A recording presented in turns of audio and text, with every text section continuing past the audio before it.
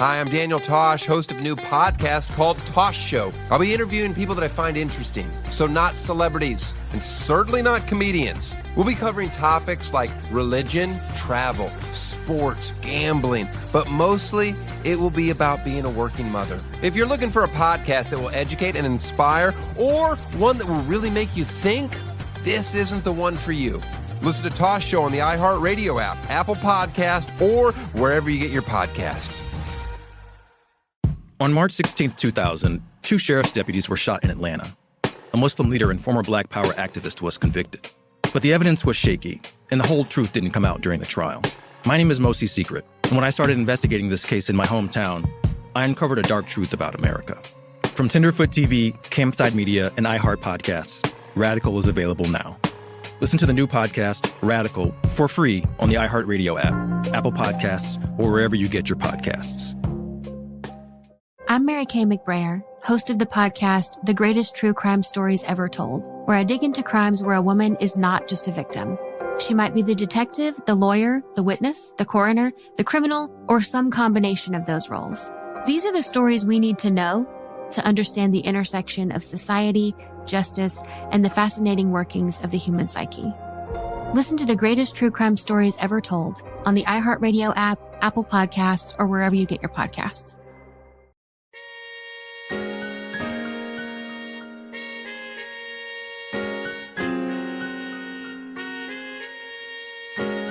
On October 21st, 1959, 4 years before the assassination of President John F. Kennedy, an ex-Marine by the name of Lee Harvey Oswald sat alone in a hotel room in Moscow, the heart of the Soviet Union. Just weeks shy of his 20th birthday, Oswald was attempting to renounce his American citizenship and defect to the Soviet Union. After a few days of waiting, he finally received a letter informing him that his request had been denied. A Soviet official was on the way to escort him out of the country. Disturbed by the news, Oswald made a decision. He walked into the bathroom, ran himself a bath. As steam filled the room, he got into the tub, grabbed a razor, and proceeded to carefully cut into his wrist. As the bathwater turned red, Oswald closed his eyes and waited. This is Who Killed JFK. 60 years later, what can we uncover about the greatest murder mystery in American history? And why does it still matter today? I'm your host, Soledad O'Brien. In the last episode, we heard about how the Warren Commission had manipulated evidence in order to prove that Lee Harvey Oswald was the lone gunman. Since they claimed that only 3 shots were fired from behind and 1 had missed, that left 2 shots. The 3rd shot was the fatal shot to the president's head. The 2nd shot came to be known as the single bullet theory. The Warren Commission claimed that this magic bullet entered the president's back, went up and out his throat, then hit Connolly in his armpit, then his ribs, then his wrist, and then his thigh. The majority of the Parkland doctors who tended to Kennedy contradicted this.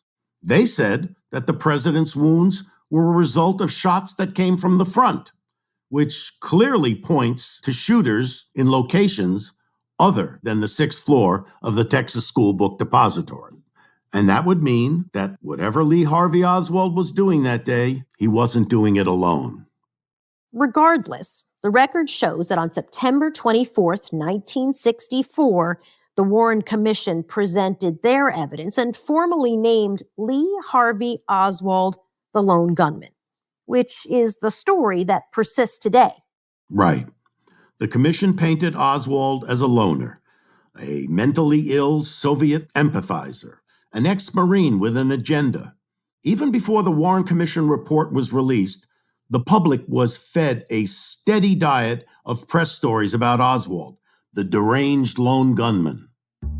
Less than 48 hours after the shooting, Dallas District Attorney Henry Wade boasted that he had, quote, sent men to the electric chair with less evidence. He went even further to say the following about Oswald, quote, I would say that without any doubt he is the killer. There is no question that he was the killer of President Kennedy. And then, on December 10th, less than 3 weeks after the murder, the New York Times headline read, quote, "Oswald assassin beyond a doubt, FBI concludes." And here's where I think it's important to dig into this historic moment. The only other murder of a president that carries a similar historic weight is the murder of President Lincoln, almost 100 years earlier. But with Lincoln, there were no TV cameras covering moment-to-moment updates like there were in the Kennedy assassination. There were no kids like Rob Reiner who were sent home from school and then sat glued to their TVs to watch the whole thing unfold. The public wanted answers, and in that vacuum, a story began to unfold. And it wasn't until years later, after a great deal of investigating, that a much different story would unfold. And that story starts with the words of Lee Harvey Oswald. I'm just a patsy. I'm just a patsy. A patsy is a guy who takes the fall for somebody else's scheme, a person who's manipulated into a position that ultimately leaves them powerless. If you don't learn who Lee Harvey Oswald really was, there's no way you can understand what happened on that day. I'd like to understand more about who Oswald was, his childhood, what motivated him, but kind of like, I guess I'm asking for Pop Psych 101 on Oswald. Oswald grew up in a broken home. That's Dick Russell. He never knew his father, who had died before he was born in 1939. His mother, Marguerite, placed him at a very young age in New Orleans with his two older brothers. And so he spent time in foster care when he was very young. Did he stay in New Orleans his entire childhood? He ends up kind of bouncing around with his mother between various places. And when he's 13 years old, they moved to New York City. According to the official Warren Commission record, he stayed away from school, and there were truancy charges that came up against him. So, in the spring of 1953, he was remanded to a place called the Youth House in New York for psychiatric observation. And the chief psychiatrist there was a man who would later testify before the Warren Commission. His name was Dr. Renatus Hartogs. Hello? Dr. Hartogs? Yes. Yes, this is Dick Russell. I'm the writer who called you the other day. So tell me what's on your mind. Okay, I'm, as I said, doing some research into... To the Warren Commission, Hartog said Oswald had a cold, detached outer attitude and viewed his life in sort of a non-participating fashion. He had a vivid fantasy life and turning around topics of omnipotence and power. So Hartog said he had diagnosed the teenage Oswald as a kid with personality pattern disturbance, schizoid features, and passive-aggressive tendencies. Hartogs testified that Oswald's psyche was so abnormal that he wanted to continue to examine him, and he did. So he placed the teenage Oswald in a 3-week study, and here you have the beginning of a narrative that starts to develop. But that narrative, and really everything we hear from Hartogs, has to be understood through the lens of who Hartogs actually was. So let's look deeper into his past and the people he associated with. Today is my 86th birthday, so... Today is? Well, happy birthday. I'm an old man. So, see, I'd also heard that didn't you work in the 50s with Dr. Mallets? Doctor who? Sidney Mallets? No, I didn't, no. The name sounds familiar to me, but... He worked at Columbia Presbyterian. Oh, no, really not. No. Okay. Yeah. All right. What Hartogs was telling me was not true. Sidney Mallets, who was a professor of psychology at the time, was under contract for the CIA, and evidence shows that Hartogs worked closely with Dr. Mallets on a hypnosis program that was highly classified. Hartogs would tell the commission that he found Oswald's personality so intriguing that he chose him for a seminar subject. What do you mean by that? The CIA was working with troubled kids, finding troubled kids in various places and grooming them in different ways. And they would track them over the years to see if at some point they might be useful.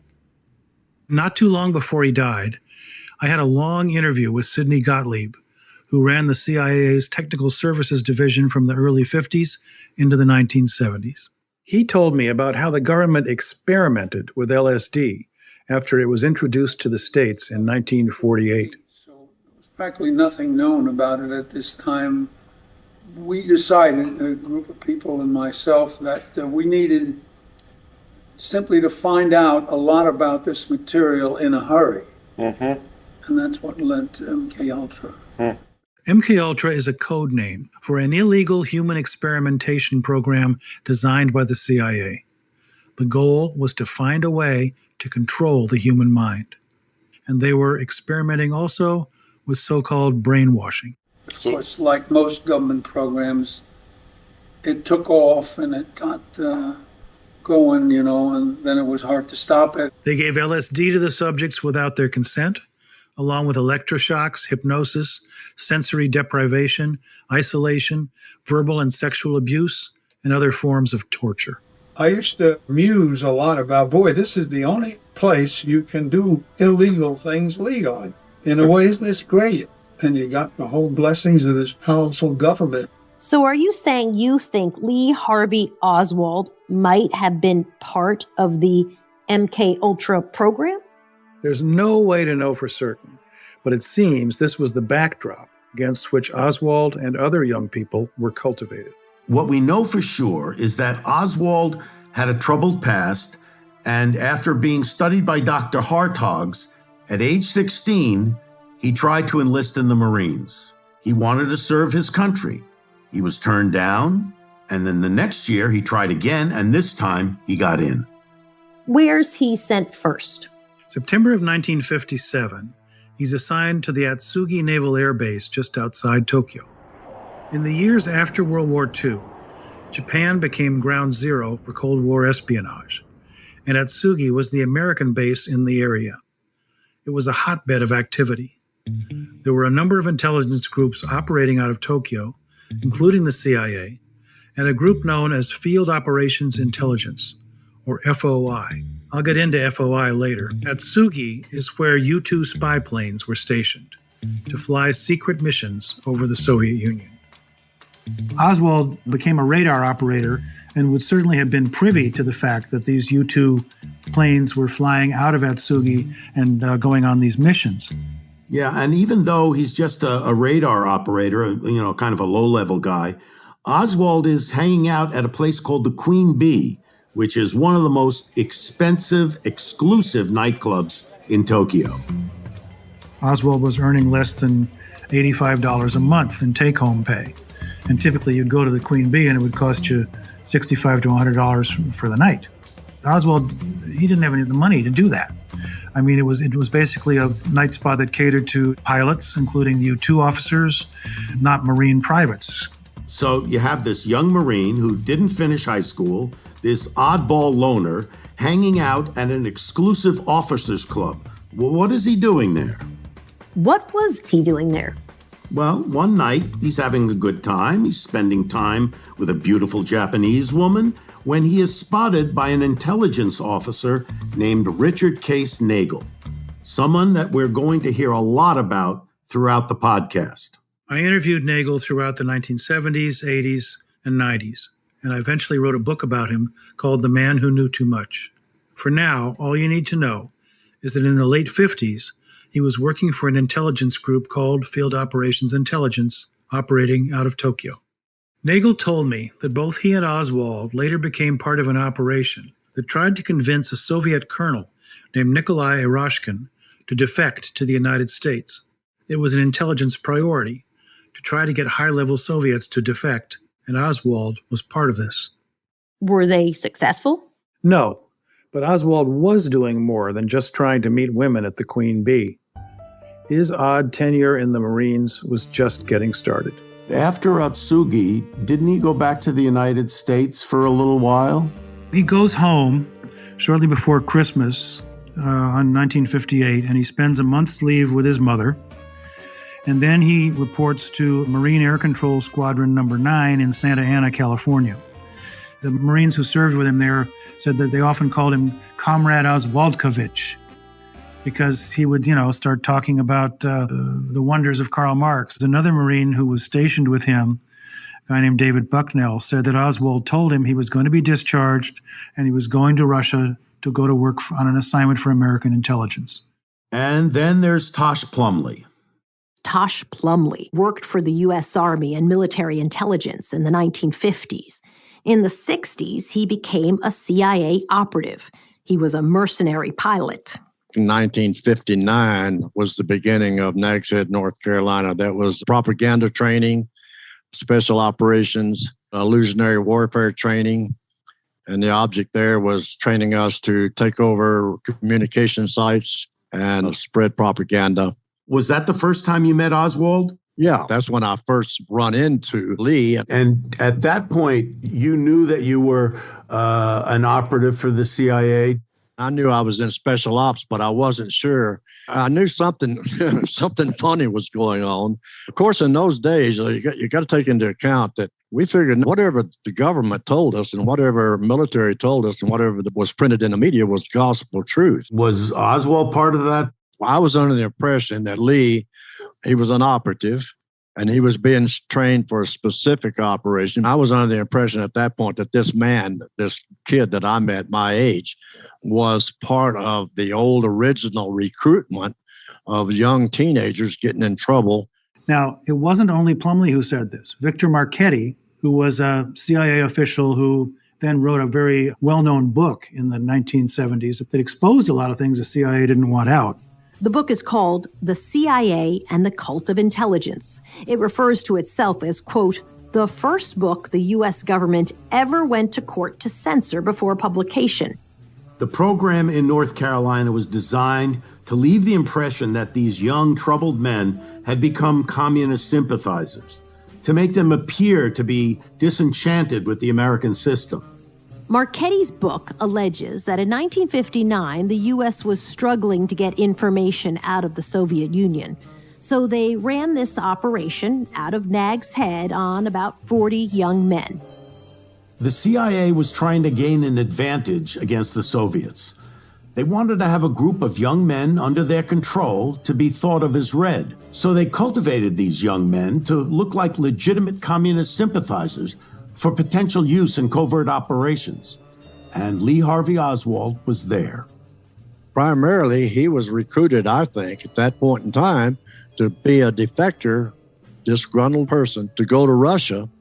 And I think that U-2 assignment was a cover in order to get him into Russia. So 2 different people who knew him in the Marines say the same thing, that Oswald was preparing to defect to the USSR as a fake defector. So how exactly does the U-2 assignment factor into that? Well, having information about the United States top secret spy plane establishes him as a potential high-value asset to the KGB.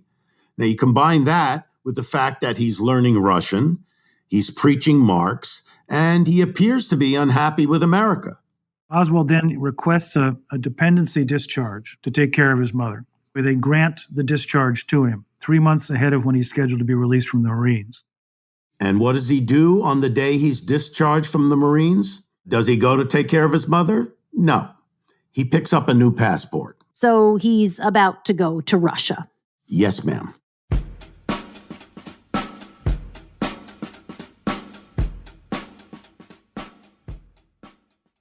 Hi, I'm Daniel Tosh, host of a new podcast called Tosh Show, brought to you by iHeart Podcasts. Why am I getting into the podcast game now? Well, it seemed like the best way to let my family know what I'm up to instead of visiting or being part of their incessant group text. I'll be interviewing people that I find interesting, so not celebrities, and certainly not comedians. I'll be interviewing my plumber, my stylist, my wife's gynecologist. We'll be covering topics like religion, travel, sports, gambling, but mostly it will be about being a working mother. If you're looking for a podcast that will educate and inspire, or one that will really make you think, this isn't the one for you. But it will be entertaining to a very select few, because you don't make it to your mid-40s with IBS without having a story or two to tell. Join me as I take my place among podcast royalty like Joel Osteen and Lance Bass. Those are words I hope I'd never have to say. Listen to Toss Show on the iHeartRadio app, Apple Podcast, or wherever you get your podcasts.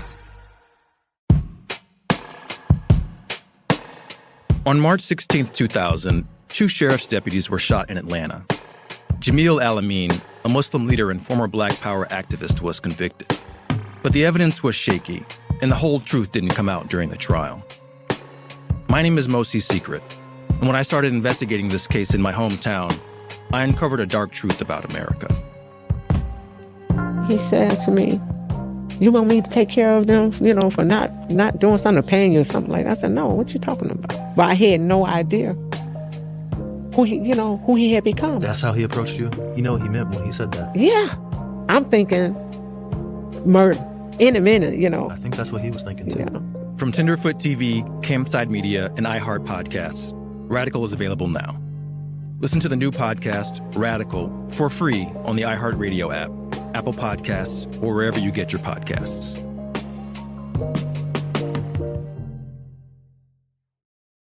I'm Mary Kay McBrayer, host of the podcast, The Greatest True Crime Stories Ever Told.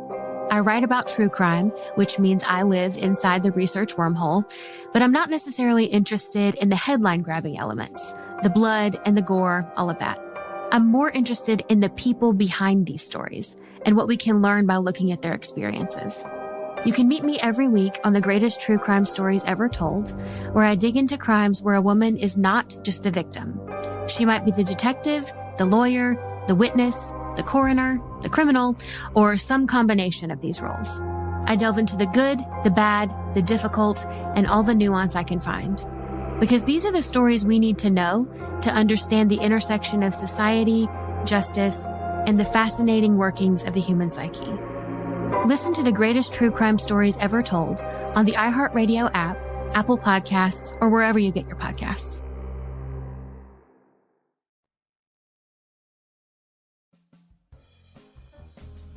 On September 10th, 1959, Oswald sails from New Orleans to London, and then he catches a flight from London to Helsinki, Finland.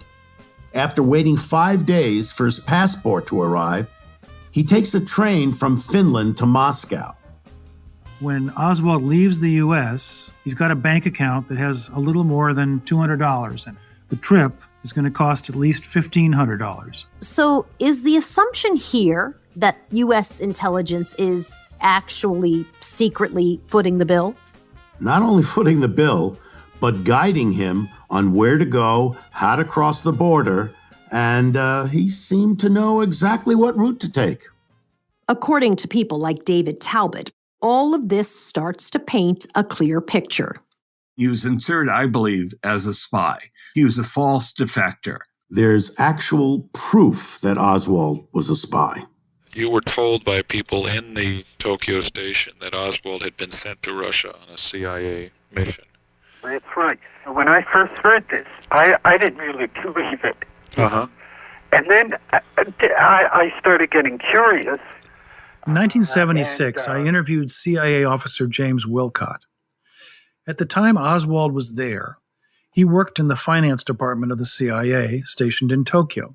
He issued checks to secret agents, although they were all listed under code names. Under oath, he told the House Select Committee on Assassinations that he was aware that Oswald was a paid agent for the CIA. I had paid out funds for Oswald over some period of time for the Oswald Project. And the story I got was that he was sent to the Soviet Union as a double agent. So there are Marines saying Oswald told them he was going to be a fake defector, and now a CIA accountant saying he actually paid Oswald. If Oswald was employed by the CIA, something they denied for decades, how was that not headline news? The New York Times really distorted and warped my testimony that I gave before the House Select Committee. The New York Times says that there are, quote, several discrepancies in the recollections of Mr. Wilcott. It describes Wilcott as, quote, support staff, a low-level worker. It says he cracked Oswald's code name as a result of hearsay at the agency, months after the assassination. It is a brutal write-up. The CIA immediately denied Wilcott's accusation, and after his testimony, Wilcott was put under surveillance and harassed. His tires were slashed, sugar was poured into his gas tank. He got a new job, and then his new employer fired him because even he was getting harassed, all to discredit him. The CIA has been doing this kind of stuff for years. People like James Angleton made their way up the CIA organizational chart by mastering the art of disinformation.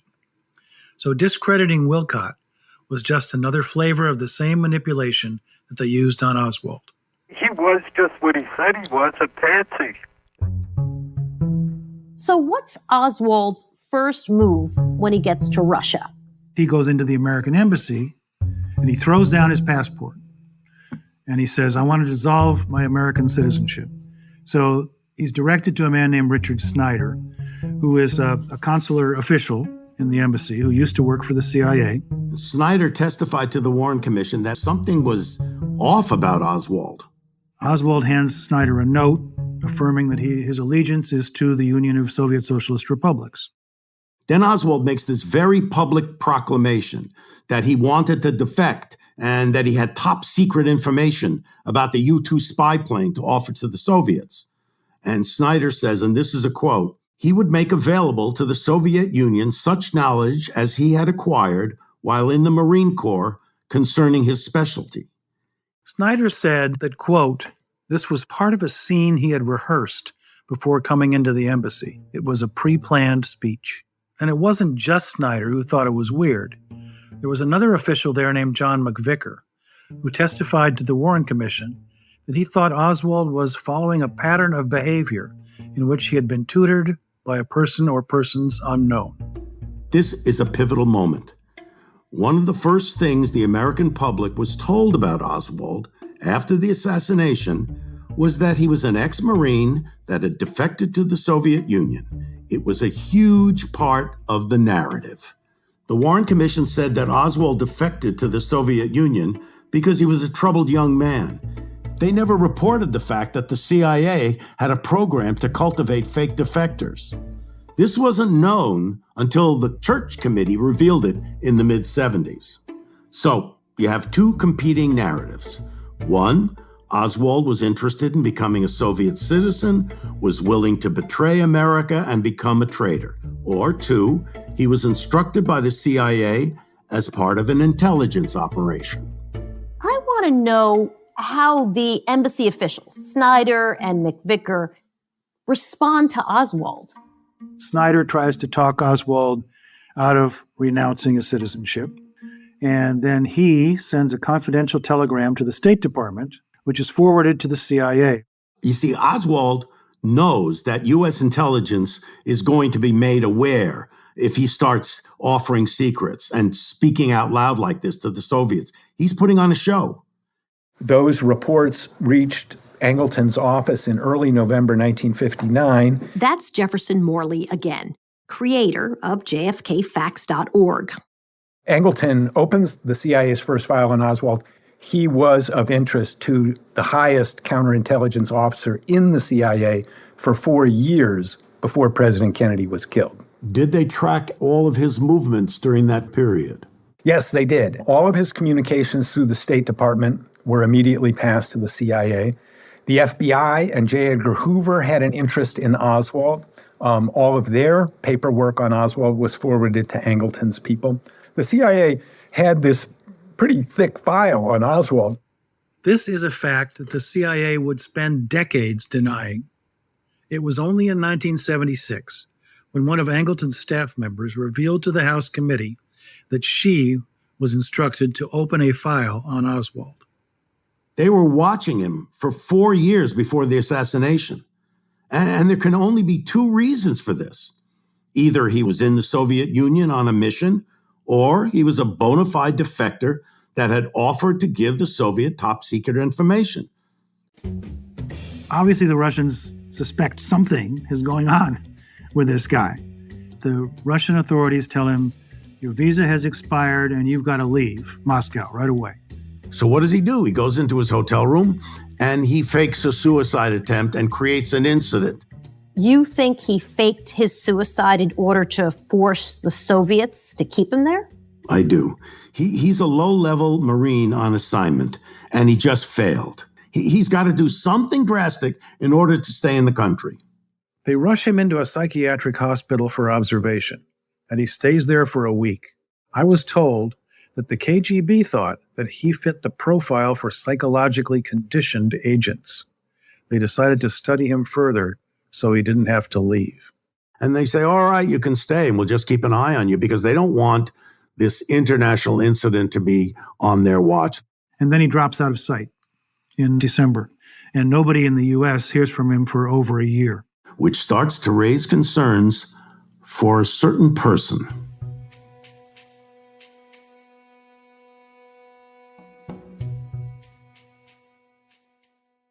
Hi, I'm Daniel Tosh, host of a new podcast called Tosh Show, brought to you by iHeart Podcasts. Why am I getting into the podcast game now? Well, it seemed like the best way to let my family know what I'm up to instead of visiting or being part of their incessant group text. I'll be interviewing people that I find interesting, so not celebrities, and certainly not comedians. I'll be interviewing my plumber, my stylist, my wife's gynecologist. We'll be covering topics like religion, travel, sports, gambling, but mostly it will be about being a working mother. If you're looking for a podcast that will educate and inspire, or one that will really make you think, this isn't the one for you. But it will be entertaining to a very select few, because you don't make it to your mid-40s with IBS without having a story or two to tell. Join me as I take my place among podcast royalty like Joel Osteen and Lance Bass. Those are words I hope I'd never have to say. Listen to Tosh Show on the iHeartRadio app, Apple Podcast, or wherever you get your podcasts.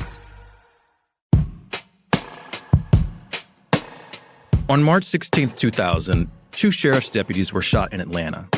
Jamil Al-Amin, a Muslim leader and former Black Power activist, was convicted. But the evidence was shaky, and the whole truth didn't come out during the trial. My name is Mosi Secret, and when I started investigating this case in my hometown, I uncovered a dark truth about America. He said to me, you want me to take care of them, for not doing something, paying you or something like that? I said, no, what you talking about? But I had no idea who he had become. That's how he approached you? You know what he meant when he said that? Yeah. I'm thinking murder in a minute, I think that's what he was thinking too. Yeah. From Tenderfoot TV, Campside Media, and iHeart Podcasts, Radical is available now. Listen to the new podcast, Radical, for free on the iHeartRadio app, Apple Podcasts, or wherever you get your podcasts.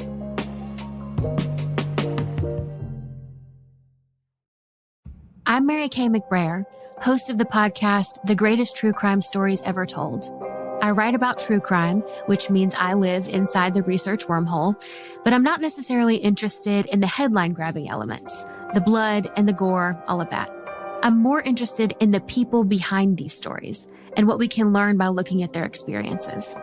You can meet me every week on The Greatest True Crime Stories Ever Told, where I dig into crimes where a woman is not just a victim.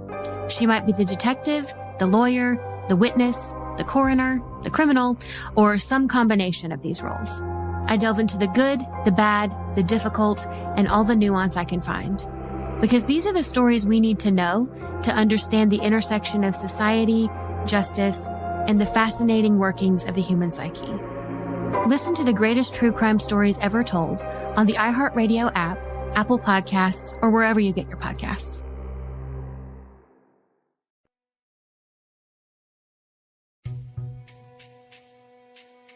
Oswald's mother, Marguerite, goes to see Dean Rusk, the Secretary of State in the U.S. Somehow gets in to see him, this is all on record too, and shouts that her son was a government agent, and how come she hasn't heard from him in almost a year. How does Oswald's mom just get in to see Dean Rusk? Like, that seems... I've wondered that too. Who gets access to Rusk like that? Does Rusk do anything? Does Oswald know about this? Word gets back to him somehow. In the Soviet Union, that Mom is worried about it. 2 days later, Oswald writes her a letter. As it turns out, he was living pretty comfortably in the Soviet Union for the last year, by communist standards anyway.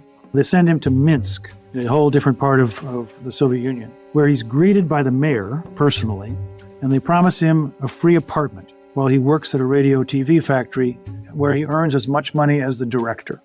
In Minsk, he meets a teenager named Marina. Her uncle is a colonel in the Ministry of Internal Affairs, which is basically the Soviet version of the FBI. They work closely with the KGB. So wait a minute. Her uncle is a colonel in their FBI? That's the girl that Oswald just happens to meet? He meets Marina at this dance. He introduces himself as Alec. She thinks he's a Russian citizen because he speaks Russian so well. It is suspected that Marina's uncle encouraged her to go to the dance that night. Here's journalist David Talbot again. That was basically an espionage operation. It was a way to keep tabs on him. So I think the Soviet authorities were onto him right away and watched him very carefully. After only a few weeks of knowing Marina, he proposes to her. So now Oswald finds himself married into the network of the KGB. And all while the CIA is watching him. So with all these interests converging on him, this guy's got some baggage. Which is why his next move is pretty shocking. He writes to the American embassy, asking for arrangements to be made for him to return to the United States with Marina. Isn't it weird that he's coming back to the U.S., given that he defected and denounced the U.S.? I asked David Talbot, so what happened when he left the Soviet Union? He came home to the U.S. with great ease. He was not molested by the authorities when he came here. In fact, he was given a loan by the State Department to come back from Russia. Wait, they gave him money? The INS even offered Marina an exemption from the standard immigration quotas. So she came with him along with their baby daughter, June. They never asked him anything about, what he might have been involved in over there. Or did he give secrets away? What about the U-2? None of these things came up. Anyone who claimed to be a defector, said he was going to give military secrets to the Soviet Union at the height of the Cold War, would have been clamped in irons unless they knew he was an espionage agent. All right. So, Rob, I'm going to need you to speak very slowly and very clearly. What the hell is going on? I'll try to make it as simple as I can. First, as a misfit kid, he's welcomed into the Marines. And then he's shipped to Japan, where he gets a security clearance to be a radar plane operator on the U-2 spy plane. He learns Russian, he defects to Russia, then after 2 years, he returns to the U.S. with his Russian wife and is welcomed with open arms. The obvious explanation, this is all done on behalf of the CIA. And in less than 18 months of his return to the United States, he'll take a job at the Texas School Book Depository in Dallas, Texas. Right. But a lot would happen in those 18 months. On the next episode of Who Killed JFK, we uncover secrets in a place known as the Wilderness of Mirrors. What does sheep dipping mean? It's somebody who is inserted into an operation to make it look like they're part of it, but they may not even know quite what's happened to them. We follow Oswald through the eyes of those who are watching him, like Richard Case Nagel. He tried to warn Oswald that he was being used, that people he thinks are his friends are not.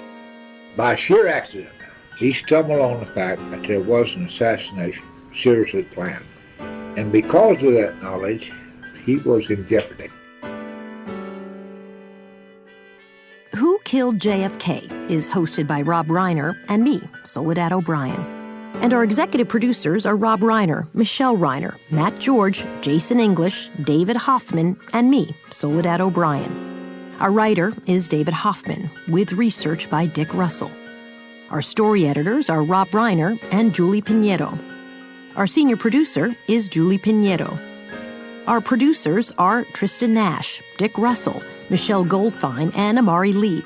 Our editors are Tristan Nash, Julie Pinedo, and Marcus DeLaudo. Our project manager is Carol Klein. Archival audio in this episode thanks to Getty Images, Dick Russell, and Rob Reiner. Our associate producer is Emilce Quiros. Mixing, mastering, and sound design by Ben Lahoulier. Music by APM. Research and fact-checking by Girl Friday and Emilce Quiros. Business Affairs by Hernan Narea and Jonathan Furman. Our consulting producer is Roseanne Gagliini. Recorded in part at CDM Studio and 4th Street Recording Studio. Show logo by Lucy Quintanilla. Production assistance by Rocco Del Prior and Grace Barron. Special thanks to Joe Honig, Rose Arce, and Dan Storper. If you're enjoying the show, leave us a rating and review on your favorite podcast platform. Who Killed JFK is a production of Soledad O'Brien Productions and iHeart Podcasts.